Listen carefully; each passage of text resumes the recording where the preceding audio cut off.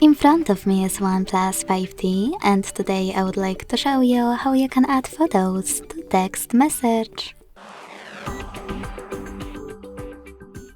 Begin by accessing messages and selecting or creating a chat. Then use this plus at the bottom left corner and click on Images section between camera and microphone. Now you can tap on one of your photos that you wish to add. Or if you can't find it over here, select this gray icon with a folder. Then look for your photo here, in one of those apps, or by clicking on those three lines at the top left corner, in one of those categories.